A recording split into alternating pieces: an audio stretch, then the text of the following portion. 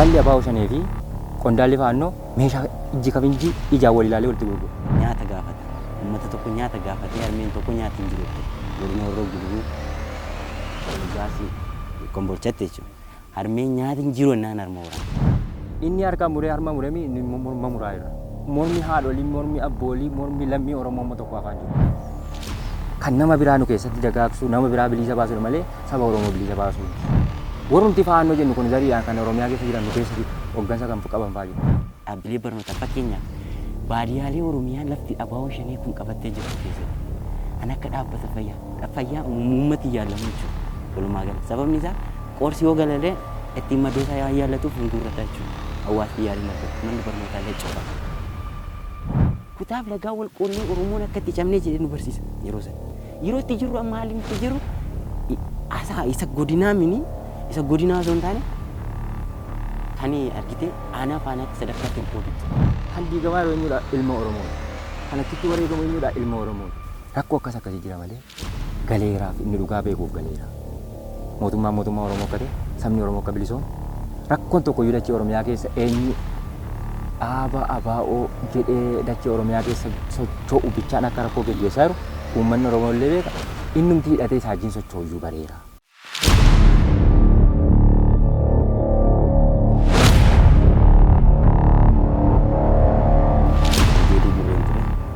Barsiisaa yookaan ilmoo qilxuu jedhanii kan moggaasan keessan ture jechuudha. Sana keessatti taateewwan gurguddoo jira. Haalli inni ittiin amma dirree sana keessaatii bahee dhufe wantoota gurguddoo ijaan arginee ilaallee madaallee wanti sun abaa'oon shanii kun garamitti akka deemaa jiru eessa akka dhaqaa jiruu fi maal akka inni gochaa jiru uummata Oromoo irrattis ta'e dhala namaa irratti gochaalee inni agarsiisaa ture ilaallee madaallee naan jibbinee keessaa baanee jiru. Asiin karaa Horroo Guduruu Wallaggaa bishaanni Abbayyii jira. Karaa baraa wayii qorkee maal jedhama loomii kan jedhamu duraan gadi jira baraan. Karaa sanaan qondaalli abaa'oo shanii fi qondaalli faannoo meeshaa ijji kabinji ijaa wal ilaalee walitti gurgura. Yoo eenyu jettan isa achi faannoo keessaan beeku inni asii roobsaan kan jedhamu waan biraan hojjetu. Waraana cibiraa tokko kan inni qabu meeshaa faannoo hojii walitti marmaalee ijaa wal argee kaashii qarshii walitti kennee meeshaa walitti bilisee walitti gurgura. Jechi isa sanaa maalidha? Taayitaan maan harkaa baheedha kan isaa gaarii yookaan faannoo. Maan biyya bulchaan ture akkamittiin harkaa baheedha? Inni mormuu iyyuu hin danda'a. Gaarii dhugaas qaba. Inni kan keenyaa garuu fakkeenyaaf garba namaa yoo jedhe rakkisaadha farda namaati. Aga finxaalessummaa fakkeenyaaf nyaata gaafata. Uummata tokko nyaata gaafatee harmeen tokko nyaati hin jirutte godina Horroo Guduruu Wallaggaasii kombolchatti jechuudha. Harmeen nyaata hin jiru ennaan harma waraana isaan jaan jechuudha. Kana keessatti siin qabsaa jedhee harmee siin qabsaa jedhee harma waraanaa qabsoo kan jedhamu hin jira hin yaadamu jechuudha. Yeroo baay'ee kan isaan bu'an amma nuti miidhamaadha. Bara akkasii waa waggaa 150 ta'ee darbe. Inni isaan faarsan harka harma amuruu malee daangaa Itoophiyaa kabachiiseera. Garuu kan ta'aa jiru inni harka muree harma muree inni morma muraa irra. Kamtu caala yoo jedhee yaade nama ilma dhugaa dubbatu tokkoof gocha kamtu caala. Gocha nuyi har'a gochaa jiru. Maal godhe mililikii jedhamee yeroo baay'ee irra deddeebi'ee haasa'amu kun daangaa Itoophiyaa kabachiiseera. Nama didaate yeroo immoo harka kutee harma muree malee hin ajjeesne lubbuun hin jiraate namichi. Inni har'aa garuu wanti kabajame hin jiru, wanti galma ga'e hin jiru, mormi haadholii, mormi abboolii, mormi lammii Oromoo tokko afaan jiru. Lubbuun lammii Oromoo afaan jiru. Kana keessatti ilaallee uummata Oromoo nam tokko egaa namni dhalatee wantoota inni itti hojjetu namoonni hunduu ilaalchi isaanii gargar. Akkuma gargar ta'e kana keessatti namni tokko waan isaa galirra dhaabbatee mootummaa kun kasaa ta'u Oromiyaa kan bulchaa jiru Oromoo ta'u biyya kana kan hoogganaa jiru abbaa biyyummaa isaa Oromoon erga mirkaneeffatee jirutti isaa galee qaama mootummaa faana duukaa dhaabbatee yookaan humna waraanaa yookaan milishaa haga isa barbaachisu tokko godhaa jechuudha. Sana keessatti nam tokko naannoo sanatti milishaa ta'e jira taanaanii namni milishaa kun maatii torba qabaateeti lafti milishaa fi qabeenyi milishaa sababa abbaan milishaa ta'eef hin saamamaa jechuudha. Maatiileen sun cufti waan nyaatanii fi waan dhugan jechuun akkaataa jireenyuma isaanii gaggeeffachuun ulfaata jechuudha.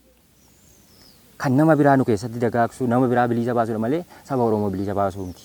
Saba Oromoo bilisa baasuudha yoo hin jedhe sabni Oromoo akkamitti du'a? Saba isaa beekamitti namni saba isaa ajjeesa. Biyya biraa immoo durannee lolle hin qabnu. Oromiyaa kee naannoo eenyuun ajjeefna? Humni addaa Oromoo Uummanni Oromoo inni mootummaatti odeessa laatte ati kaabineedhaati nyaaphaadhaan ajjeesan eenyu Oromoo? Eenyu faala mijeessuudha ree? Yoo ta'e namni naala mijeessuuf qabatamaamatti nu keessallee jiru loltuun isaanii. Loltuun amma Tigraayidha. 10,15,30 kan ta'an nu keessa jiru. Kan mooraatti galee nu wajjin leenjii jiru. Nu wajjin kan deemee lolu jira. Kan afaan Oromootti garanti deebi'uun beeku. Gambeellaan nu keessa jira. Gambeellaan illee kaan isaanii dhumanii kaan isaanii immoo babbadanii iyyuu galan. Amma isaan sunis keessa dudu'anii kan jiru 5-6 jira amma. Warrumti faannoo jennu kun zariidhaan kan Oromiyaa keessa jiran nu keessa jiru. Hoggansa kan qaban fa'aa jiru. Dubbiin kun eenyu faala mijeessuudha? Nuti bitamne warra kan kaleessa dheengadda taayitaa isaanii gadhiisee iddootti deebisuudha. Dhaabbilee barnootaa fakkeenyaaf baadiyaalee Oromiyaa lafti abaawoon shanii kun qabattee jirtu keessatti an akka dhaabbata fayyaa uummati yaallamu jechuudha walumaa gala. Sababni isaa qoorsi yoo galalee ittiin madoo isaa yaallatuuf hin guurrata jechuudha. Hawaasni yaaliin argatu. Manni barnootaallee cufa. Taateelee akkanaa jira.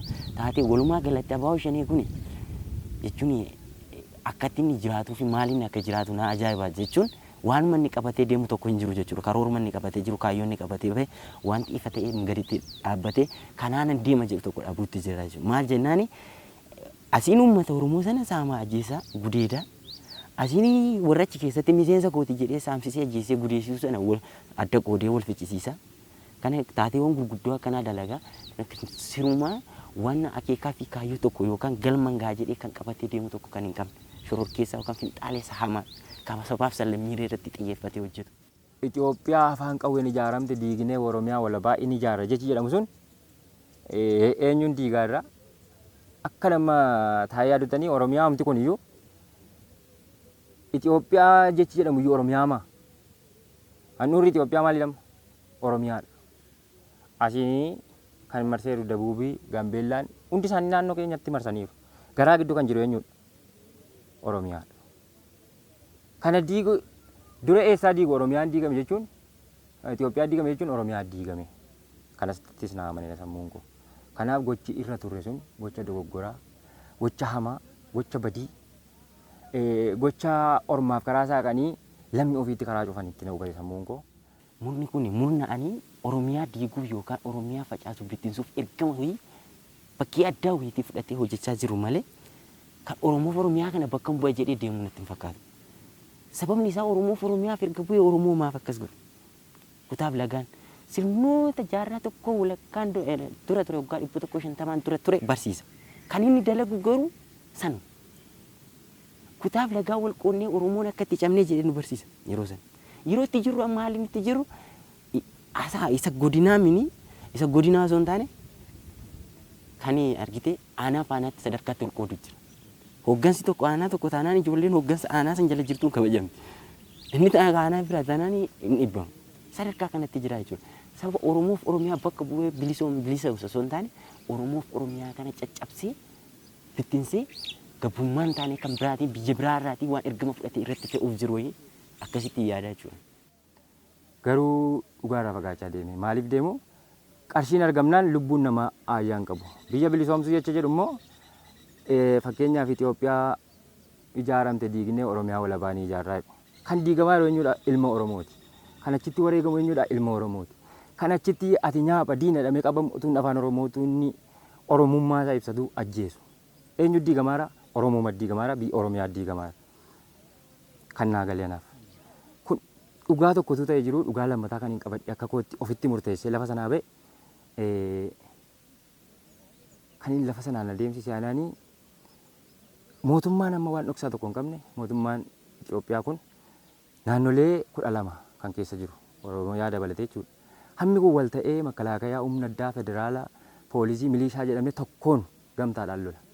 Garuu abaaboo shaniin kun shawwaa lixa giddugala kibba jedhee sadarkaa walitti dhukaasee lubbuun ijoollee wallaalaa meeqaa gidduutti dhumuu ga'e.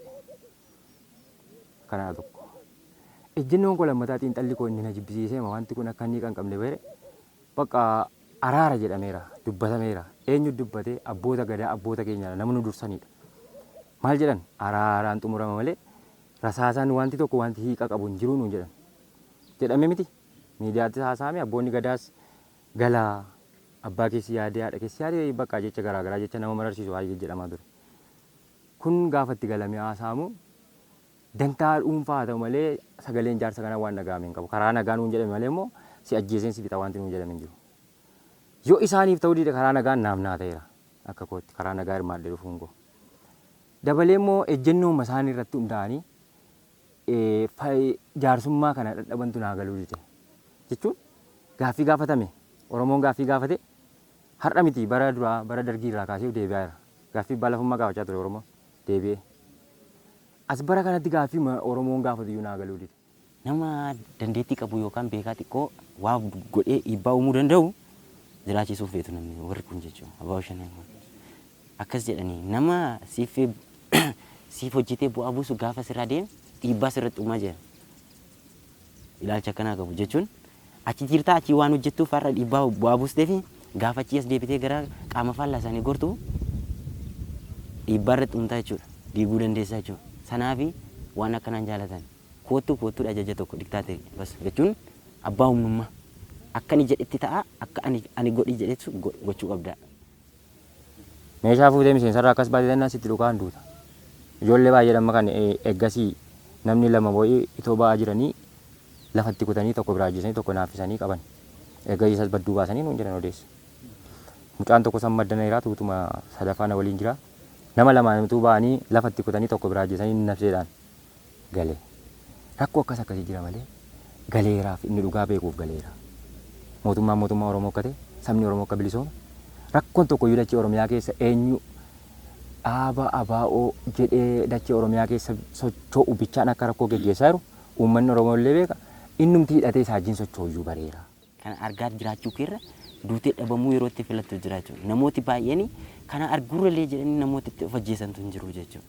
Ati dhuftee haadha Oromoo tokko hin reebdaa saddeetidhaa hin gubaa hin ajjeesa hin saama hiyyeessa jabbii tokko gadi hin baafanne 50 jedhetti balbala namaarra deemsee kadhachiisee fidi birrii jedhaanii. Kana argaa jiraachuurra dhabamuus yoo yaa qooda saba sana dhaabdee misooma irratti hirmaattee birmadummaa biyya kee kabachiisuu haala dandeessuurra dabartee ati immoo saba kee diidhaa miidhaa ajjeesaa haala kanaan deemuu caala wanti nama gaddisiisu hin jiru. Ani sirumaa jireenya lafa sanatti dabarsine baay'ee hamaa ture jechuudha. Barnootaan baradhe immoo waan hin jedhee isin ibsuu hin qabu. Ani amma yoo hojii ta'e nama gaafadhu hin qabu. Barnoota kana keessaan fuudhee ittiin hojii banadha. Jiraachuu yoo ta'e barnoota kana keessatti hundaa'een ittiin jiraadha. Amanuu yoo ta'e barnoota kana keessaa fuudheen ittiin amana. Amantiin lubbuu koof iyyuu. Maaliif jaalala of keessatti hammata? Ida'amuun. Ida'amuun kabaja abbaa qaba. Ida'amuun lammii kamiinuu ati diina jedhee haaloo ajjeechaa irratti hin fudhatu. Ani akka kootti waan san dhaamu egaa kan achi jiru waa tokko hin daganiiti. Gaaffii Oromoon qabdu jedhan. Gaaffii Oromooleen kana gaafatu kana yookaan dhaabni kun ittiin hundooftee gaaffii gaafachaa turte jirti jechuudha. Gaaffiileen sun gaaffii eenyummaa, diinagdee yookaan diimokiraasiidha jechuudha. Gaaffii diinagdee, gaaffii eenyummaa, gaaffii diimokiraasiiti. Gaaffiileen kun duuba asiisee dhufaa achuma dhufaasaa deebi'ee akka jiru. Sobanii akka turan abbaan Oromoo akka mirkanaa'ee jiru. Kana keessatti diimokiraasiin illee akka jiru. Kana jechuun nama kanaan nu badhe gama diimokiraasiin nama duraan uummata saamaa ajjeesaa gudeedaa qalaa dhaabbilee mootummaalee garaagaraa kanneen akka dhaabbilee hawaasummaa kanneen akka barnootaa hospitaala gubaa as ga'e kana har'a mirga kennee fi baree barsiisee akka inni baratu godhee dirree kana jiraachisuun isaa waan guddoo hin jiran. Kana keessattuu waan isaan achi keessatti gochaa jiran sirrii miti dogongora. Ilaalchi isaan qabatanii jiran gaaffiin gaafatamee achiitiin deebi'ina Oromoon gaafattee hin deebines hin jiru. Sanaafuu yaada dogongoraa qabatanii jiru.